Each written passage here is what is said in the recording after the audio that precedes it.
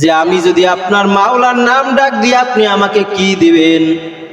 বলে আমার যত উট আছে আমি সব তোমাকে দিয়ে দেব। সবাই বলি সুবহানাল্লাহ। আবার ডাক দিছে আল্লাহু কারীম। বলে কত মাওলার নাম সুন্দর, কত মুহাব্বত, শুনতে কত ভালোই না লাগে। বলে ভাই আবার একবার আমার মাওলার নামটা একটু শোনাও, তোমার মুখে কেমন জানি একটু মজাই লাগতেছে। বলে আমাকে কি দিবেন? বলে আমার যত বকরি আছে, ভেড়া আছে, সব আমি দিয়ে দেব। সবাই বলি সুবহানাল্লাহ। আবার করুন শুনে ফেরেশতা মুসাফিরের হালতে আবার ডাক দিছে আল্লাহু কারীম। আবার ইব্রাহিম নবী বলেন ও ভাই আমাকে আর একবার আমার মাওলার নামটা শোনাও। বলে আমাকে কি দেবেন? এক পর্যায়ে ইব্রাহিম নবী আলাইহিস সালামের সব সয় সম্পত্তি সব কিছু দেওয়া শেষ, শুধু তার জায়গা জমিটা আছে, বাড়িটা আছে, তাও দেওয়া শেষ। এবার বলে ও ভাই আমার মাওলার নাম তুমি আর একবার শোনাও। বলো ভাই যদি মাওলার নাম আমি আর একবার শোনাই আপনি আমাকে কি দিবেন? বলেন আপনি আমাকে কি দিবেন? বলতেছে আমার তো সয় সম্পত্তি যা কিছু ছিল আমি সব তোমাকে দিয়ে দিছি, এখন আমার হাতে তো আর কিছু নাই, আমি দুনিয়াতে যতদিন বাঁচবো আমি তোমার গোলামি করিয়ে যাব। কি করবে? মাওলার প্রেমে গোলাম হয়ে যাইতে পারে না? এবার আবার ডাক দিছে আল্লাহু কারীম। ডাক দেওয়ার পর বলেন ও ভাই আমি আজ থেকে আপনার গোলাম হয়ে গেলাম, আপনার কৃতদাস হয়ে গেলাম। এবার ফেরেশতা তার আসল রূপে এসে বলে ও নবী ইব্রাহিম আমি কোনো দুনিয়ার মুসাফির নয়, আমি আসছি আল্লাহ তাআলার পক্ষ থেকে আপনার সামনে পরীক্ষা নেওয়ার জন্য।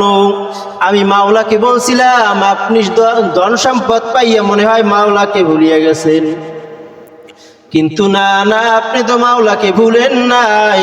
ধন সম্পত্তি আপনার কাছে একদিকে আর আমার মাওলা হইল একদিকে, ঠিক কিনা?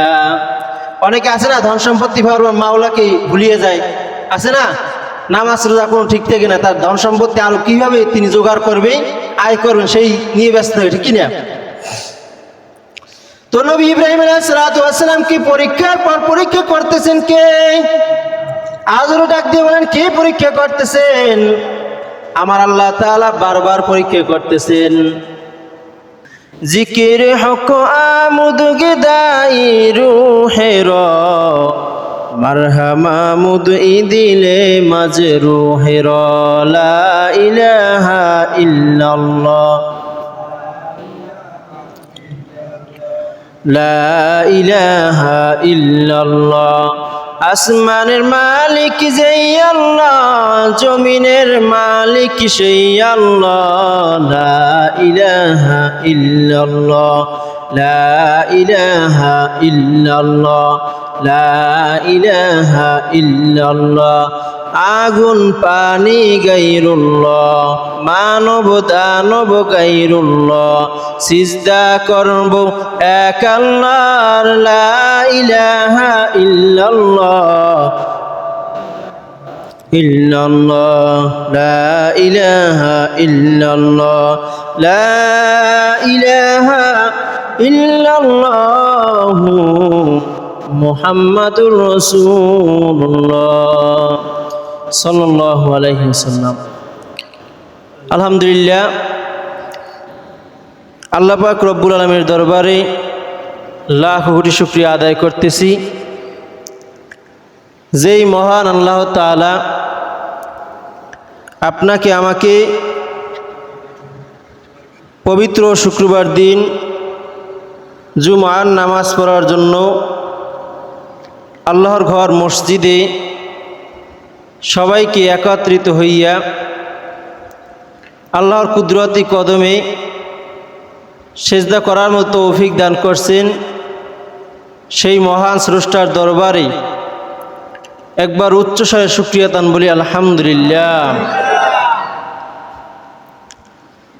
আল্লাহ পাক রব্বুল আলামিন বান্দাবান্দিকে দুনিয়াতে পাঠানোর পর বান্দাবান্দির জন্য রিজিক যা কিছু নির্ধারণ করে রেখেছেন তাই বান্দা গ্রহণ করতেছে, ঠিক কিনা? বান্দা নিজ ইচ্ছায় যদি চায় নিজে নিজে আল্লাহর দেওয়া বন্টনকৃত যে রিজিক আছে, যে এই বান্দার নির্ধারিত করা আছে যে এই বান্দার জন্য এইটুকুই রিজিক, এর বেশি আর পাবে না, কিন্তু ওই বান্দা যদি এর চেয়েও বেশি খাইতে চায় সেটা খাইতে পারবে, কারণ রিজিকের মালিক কে? আল্লাহ তাআলা। আল্লাহ পাক রব্বুল আলামিন যাকে যতটুকু রিজিক দান করবেন সে ততটুকুই কী করবে? অতটুকুই পাইবে। নিজ ইচ্ছে ক্ষমতা ছিনিয়ে নেওয়ার জন্য রিজিক কেউ পাইবে না, কারণ আল্লাহর উপর আল্লাহ তাআলা যেটাই আপনার উপর নির্ধারণ করছেন ওইটাই আপনার আমার রিজিক, এর উপরে আমি আপনি কেউই জোর করে নিতে পারবো না, ঠিক কিনা? সেটা হোক অন্যের তা, সেটা হোক কোথা থেকে লুটপাট করে আনাতা, ঠিক কিনা? যতটুকু আল্লাহ তাআলা লিখছেন তকদিরে অতটুকু আপনি আমি রিজিক পাবো। সবাই সুবহানাল্লাহ। আল্লাহ তাআলা দুনিয়াতে পাঠাইছেন আপনাকে আমাকে। আল্লাহ তাআলা দুনিয়াতে মানুষকে পাঠাইছেন, দুনিয়াতে মানুষকে বানাইয়ে পাঠাইছেন। এর ভিতরে আল্লাহ তাআলা মানুষের ভিতরে অনেক নিয়ামত দান করছেন। জোরে বলি সুবহানাল্লাহ। আল্লাহ তাআলা কুরবানি দ্বারা বান্দার শুধু দিলটাকে দেখে, ঠিক কিনা? নিয়তটাকে দেখে। আল্লাহ তাআলা কুরবানির পশু থেকে রক্তও চায় না, গোস্তও চায় না, ঠিক কিনা? চামড়াও চায় না, শুধু চায় কি? বান্দার নিয়ত। তো নবী ইব্রাহিম আলাইহিস সালাম তিনি তার সন্তান হইতেন না, কি হইতেন না? সন্তান হইতো না। 80 বছর হয়ে গেল বয়স, তখন তো একটা মানুষ বৃদ্ধই হয়ে যায়, ঠিক কিনা? কিন্তু নবী ইব্রাহিম আলাইহিস সালাম তার সন্তান হয় না। ইব্রাহিম আলাইহিস সালাম দোয়া করতেছেন, রব্বি হাবলি মিনাস সলিহিন, আল্লাহ আমাকে নেককার সন্তান দান করেন, নেককার সন্তান দান করেন। কিন্তু আল্লাহ তাআলা এক পর্যায়ে তার দোয়া কবুল করলেন এবং হযরত মা হাজেরা আলাইহিস সালামের গর্ভে কাকে পাঠান? ইসমাইল আলাইহিস সালামকে। তো আবার আল্লাহ তাআলা পরীক্ষার পর পরীক্ষা করতেছেন। 80 বছর বয়সের সময় যদি এক ব্যক্তির সন্তান হয়, তার সেই সন্তানের জন্য কত মায়া থাকে, কত মহব্বত থাকে, ঠিক কিনা? সেই সন্তানকে আল্লাহ তাআলার হুকুমই আবার স্ত্রী সহ বনবাসে দিয়ে আসছেন। এটা একটা পরীক্ষা কার জন্য? নবী ইব্রাহিম আলাইহিস সালামের জন্য। আবার সেই সন্তানকে আবার কুরবানি দেওয়া লাগবে। এই পরীক্ষা কয়টা? 2টা। আর একটা পরীক্ষা করছেন তার সম্পদকে নিয়া। কি নিয়া? ফেরেশতা বলতেছেন, মালিক আপনার ইব্রাহিম আপনার ধন সম্পত্তি পাইয়া, তিনি ইব্রাহিম আলাইহিস সালাম কি হয়েছে? ধন সম্পত্তি পাইয়া আপনাকে ভুলিয়ে গেছে। আল্লাহ তাআলা বলে, না, আমার খলিল, আমার বন্ধু আমাকে ভুলতে পারে না। কাকে বলতে পারেন না? আল্লাহ তাআলাকে। এবার ফেরেশতা বলতেছে, যেহেতু ভুলতেই পারে না, আল্লাহ একটু পরীক্ষা করতে চাই যে আপনার বন্ধু ইব্রাহিম আলাইহিস সালাম তিনি ধন সম্পত্তি পাইয়া আপনাকে ভুলে গেছে না আপনার উপরে এখনো অটল আছে, আপনার মহব্বত তার ভিতরে আছে। আল্লাহ তাআলা বলেন, যা পরীক্ষা কর। নবী ইব্রাহিম আলাইহিস সালামের বাড়ির দরজায় ফেরেশতা মুসাবির বেশে আসিয়া দাঁড় হয়ে গেছে। সবাই বলি সুবহানাল্লাহ। এবার মুসাবির ডাক দিয়েছে, আল্লাহু কারীম। কি বলিয়া? আল্লাহ তাআলার একটা সিফাতি নাম। অমনি ইব্রাহিম আলাইহিস সালাম বাড়ির মধ্যে থেকে নামটা শুনছেন যে আল্লাহু কারীম কই একটা ডাক দিছে, কে জানে। তার অন্তরের ভিতরে কম্পন সৃষ্টি হয়ে গেছে। আবার ডাক দিছে, আল্লাহু কারীম। তিনি পাগলের বেশে দৌড় দিয়ে ছুটিয়ে আসছেন। আবার ডাক দিয়েছে আল্লাহু কারীম। তিনি তার সামনে হাজির হয়ে গেছে। কার সামনে? ফিরিস্তের সামনে। কার সামনে? ফিরিস্তে কার বেশ ধরিয়ে আসছেন? এক মুসাফিরের বেশ ধরে। কি বিষয়? মুসাফিরের বেশ ধরিয়া। এবার ইব্রাহিম আলাইহিস সালাম বলেন, ও ভাই, তুমি যে আমার মালিকের নাম জপছো, আবার একটু আমার মাওলার নামটা ডাক দাও। এবার ফেরেশতা বলে যে আমি যদি আপনার মাওলার নাম ডাক দিই আপনি আমাকে কি দিবেন? বলে আমার যত উট আছে আমি সব তোমাকে দিয়ে দেব। সবাই বলি সুবহানাল্লাহ। আবার ডাক দিছে আল্লাহু কারীম। বলে কত মাওলার নাম সুন্দর, কত মুহাব্বত, শুনতে কত ভালোই না লাগে।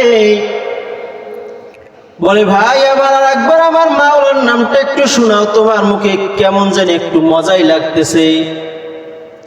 বলে আমাকে কি দিবেন?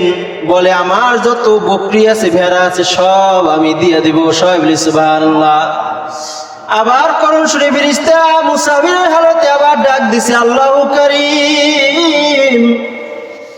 আবার ইব্রাহিম নবী বলেন, ও ভাই আমাকে আর একবার আমার মাওলার নামটা শোনাও। বলে আমাকে কি দেবেন? এক পর্যায়ে ইব্রাহিম নবী আলাইহিস সালামের সব সয় সম্পত্তি সব কিছু দেওয়া শেষ, শুধু তার জায়গা জমিটা আছে, বাড়িটা আছে, তাও দেওয়া শেষ। এবার বলে, ও ভাই আমার মাওলার নাম তুমি আর একবার শোনাও। বলো ভাই, যদি মাওলার নাম আমি আর একবার শোনাই আপনি আমাকে কি দিবেন? বলেন আপনি আমাকে কি দিবেন? বলতেছে আমার তো সয় সম্পত্তি যা কিছু ছিল আমি সব তোমাকে দিয়ে দিছি, এখন আমার হাতে তো আর কিছু নাই। আমি দুনিয়াতে যতদিন বাঁচবো আমি তোমার গোলামি করিয়া যাব। কি করবে? মাওলার প্রেমে গোলাম হইয়া যাইতে পারে না? এবার আবার ডাক দিছে আল্লাহু কারীম। ডাক দেওয়ার পর বলেন, ও ভাই আমি আজ থেকে আপনার গোলাম হয়ে গেলাম, আপনার কৃতদাস হয়ে গেলাম। এবার ফেরেশতা তার আসল রূপে এসে বলে, ও নবী ইব্রাহিম, আমি কোন দুনিয়ার মুসাফির নয়, আমি আসছি আল্লাহ তাআলার পক্ষ থেকে আপনার সামনে পরীক্ষা নেওয়ার জন্য। আমি মাওলাকে বলছিলাম আপনি ধন সম্পদ পাইয়া মনে হয় মাওলাকে ভুলিয়ে গেছেন, কিন্তু না না, আপনি তো মাওলাকে ভুলেন নাই। ধন সম্পত্তি আপনার কাছে একদিকে আর আমার মাওলা হইল একদিকে, ঠিক কিনা? অনেকে আছে না ধন সম্পত্তি পাওয়ার মাওলাকে ভুলিয়ে যায়, আছে না?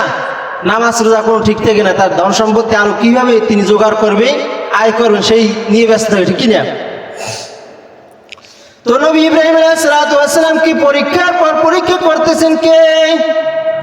আজও ডাক দিয়ে বলেন, কে পরীক্ষা করতেছেন? আমার আল্লাহ তাআলা বারবার পরীক্ষা করতেছেন।